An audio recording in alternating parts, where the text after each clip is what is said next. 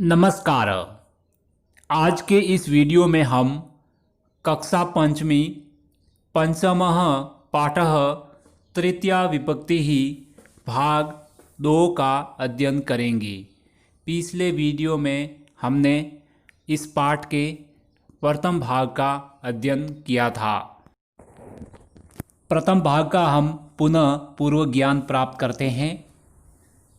पंचमः पाठः तृतीया विभक्ति ही, पांचवा पाठ तीसरी विभक्ति। घटः यानी घड़ा। महिला जलम आनयति, महिला जल लाती हैं।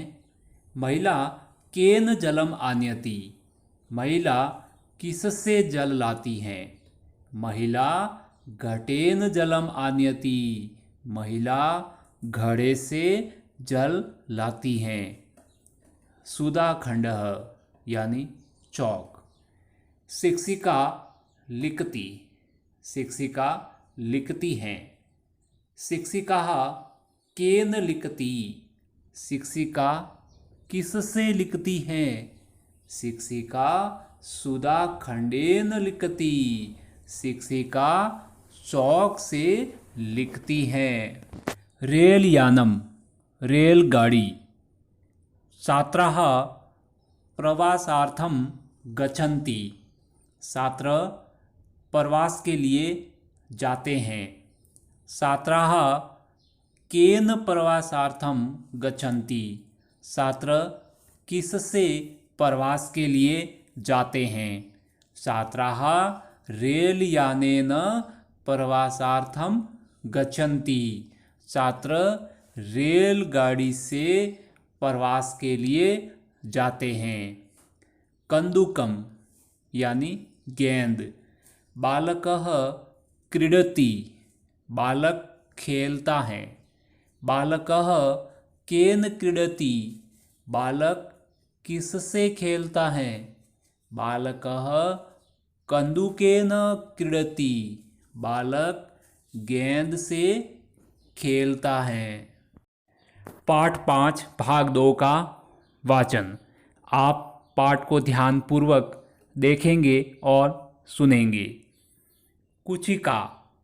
लता तालम उद्घाटयति, लता कया तालम उद्घाटयति, लता कुचिकया तालम उद्घाटयति। तुला। आपणिकः पिष्टं तोलयति, आपणिकः कया पिष्टं तोलयति, आपणिकः तुलया पिष्टं तोलयति। कर्त्री।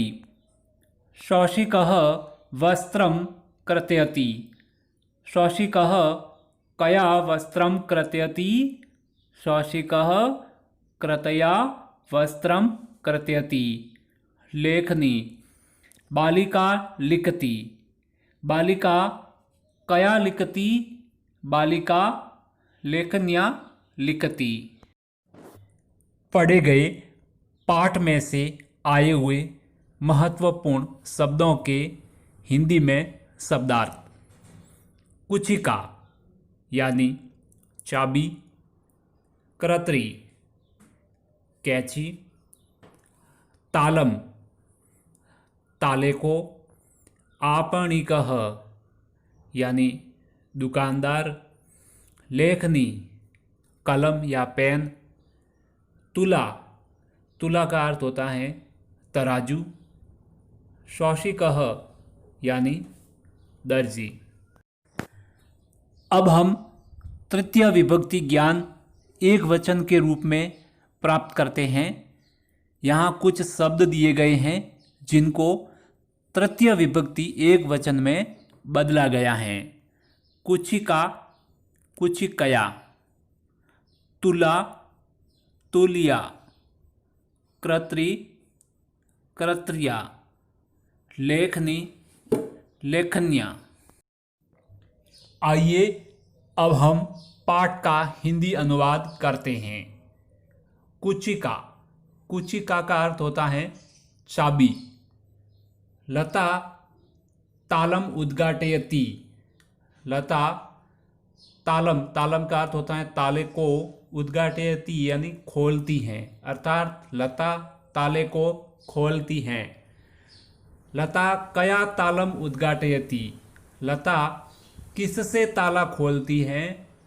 लता कुचिकया तालम उद्घाटयति, लता चाबी से ताले को खोलती हैं। अगला तुला, तुला का अर्थ होता है तराजू। आपणिकः पिष्टम तोलयति, आपणिकः यानी दुकानदार, पिष्टम आटे को, तोलयति तोलता है, अर्थात दुकानदार आटा को तोलता है। आपणिकः कया पिष्टम तोलयति, दुकानदार किससे आटा तोलता है? आपणिकः तुलया पिष्टम तोलयति, दुकानदार तुला से यानी तराजू से आटे को तोलता है।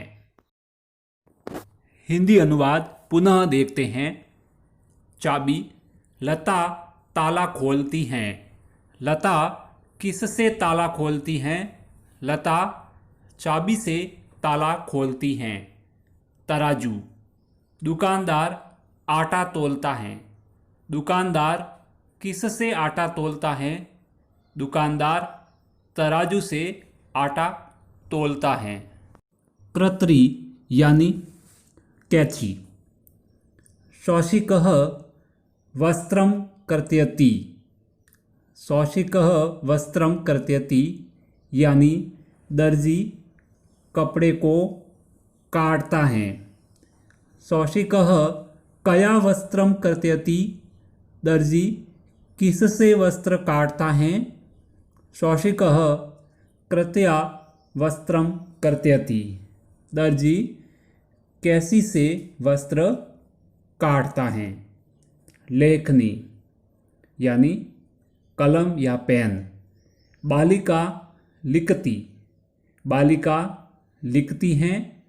बालिका कया लिखती, बालिका क्या लिखती हैं?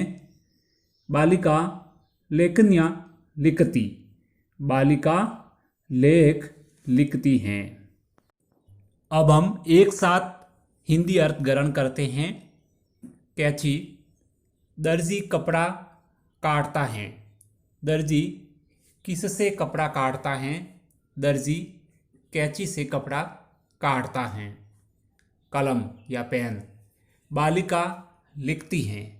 बालिका क्या लिखती हैं? बालिका लेख लिखती हैं।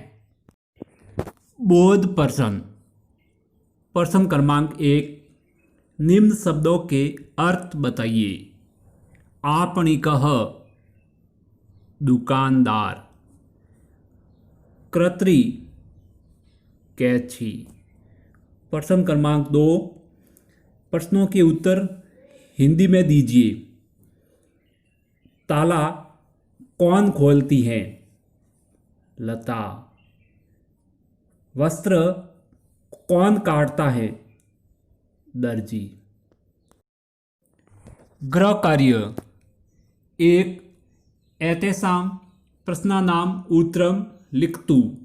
इन प्रश्नों के उत्तर संस्कृत भाषा में लिखिए। पहला, लता कया तालम उद्घाटयति, लता किससे ताला खोलती हैं। दूसरा, बालिका कया लिखती, बालिका क्या लिखती हैं। इन दोनों प्रश्नों के उत्तर संस्कृत भाषा में लिखना है। प्रश्न क्रमांक 2, रिक्त स्थानानि तृतीया विभक्ति रूपेण पूरयतु। रिक्त स्थानों की पूर्ति तृतीया विभक्ति रूप में करनी है। जैसे उदाहरण अनुसार 1, तुला, तुला से तृतीया विभक्ति रूप बनेगा तुल या। तो इसी तरीके से आपको भी माला, पत्रिका, गंगा, संगीता इन शब्दों को तृतीया विभक्ति में बदलना है। आगे ई, एक, कृत्री, कृत्री से रूप बनता है कृत्या।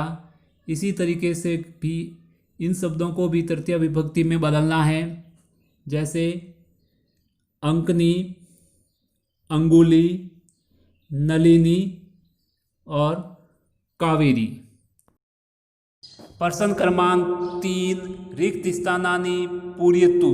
रिक्त स्थानों की पूर्ति कोष्टक में दिए गए शब्दों को तृतीय विभक्ति एक वचन में बदल करके करनी है। उदाहरणम, पुरुषः रिक्त स्थान कार्यम करोति। कोष्टक में शब्द लिखा हुआ है हस्तः, तो यहाँ हस्तः शब्द को तृतीय विभक्ति में बदलने से हो जाएगा हस्तेन, तो रिक्त स्थान की पूर्ति हो जाएगी पुरुषः हस्तेन कार्यम करोति।